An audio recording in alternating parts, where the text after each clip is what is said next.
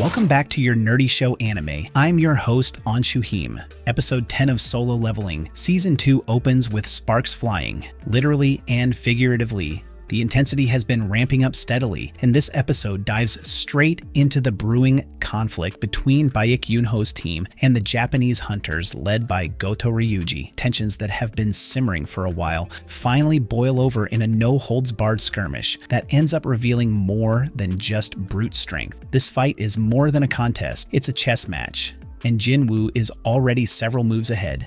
In case you didn't know, my specialty is ranged attacks!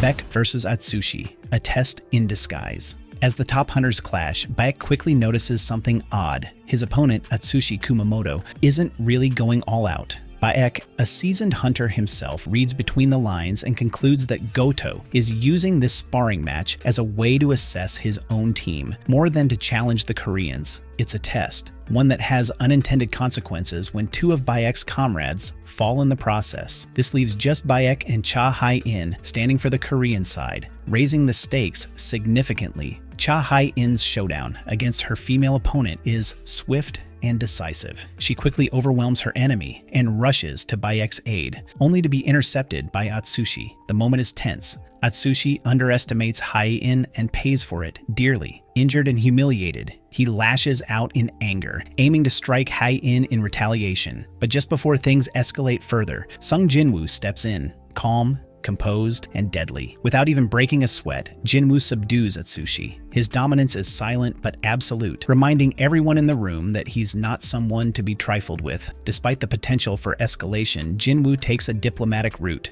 persuading Hai-in to surrender to Goto's hunters to de-escalate the situation. It's a strategic move, one that reinforces his growing leadership qualities and keeps the peace just long enough for the real threat to emerge. I'm supposed to be a test, huh?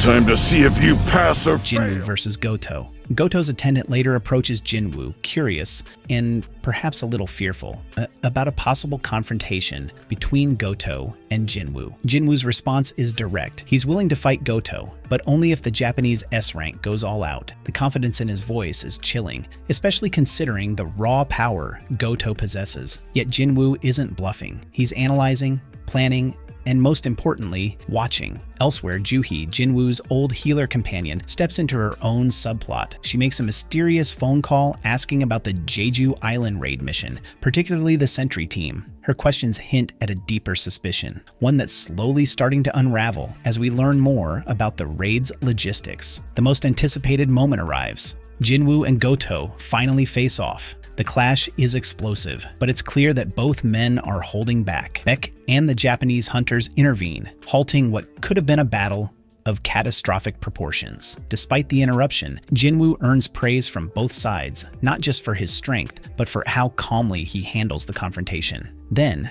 comes the twist. He reveals that he's already infiltrated Goto's group by embedding shadow soldiers in their shadows. It's a revelation that instantly flips the balance of power. Jin-Woo has been playing a long game all along, and the others are only now catching up. As the dust settles, Jin-Woo meets with Go Gun-hee, the Hunter Association chairman, to discuss the looming Jeju Island Raid. It becomes apparent that Jin-Woo has no intention of joining the mission. His reason? He wants to spend time with his mother, now that she's finally recovered. It's a bittersweet moment, one that showcases Jin-Woo's humanity in contrast to the monstrous strength he wields. Goto, however, isn't so easily pacified. He contacts someone to confirm if Jin-Woo is on the Jeju Island Raid mission list. The answer? He isn't. Hai-in then shares this vital intel with Choi Jong-in, and Baek learns another disturbing fact. Healer Baek Yoon-byung-gu is also missing from the list. Something's not right, and Choi confirms their worst fears. Only 15 S-rank hunters are participating, far fewer than expected for such a dangerous operation.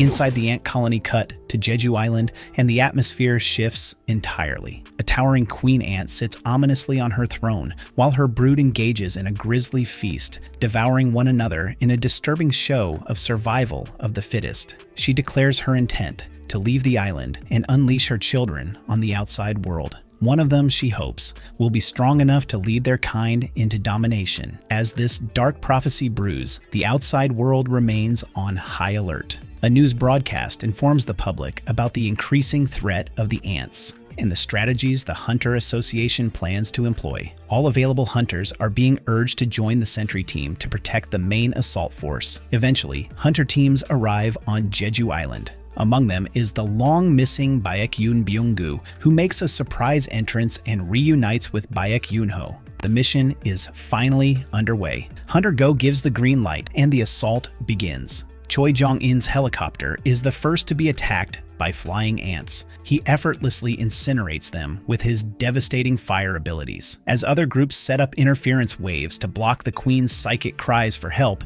Choi's team presses forward and discovers a network of tunnels. One of them leads to a nest of ant eggs and a recently opened cocoon, an ominous sign that something dangerous has already hatched. Meanwhile, Japanese hunter Kenzo reunites with his group and asks teammate Shimizu to heal him. She agrees, but only if he promises to give her something in return. Before that cryptic condition can be explored, Shimizu is abruptly beheaded by a mysterious assailant. The scene cuts to a glimpse of an ant, ending the episode on a chilling cliffhanger.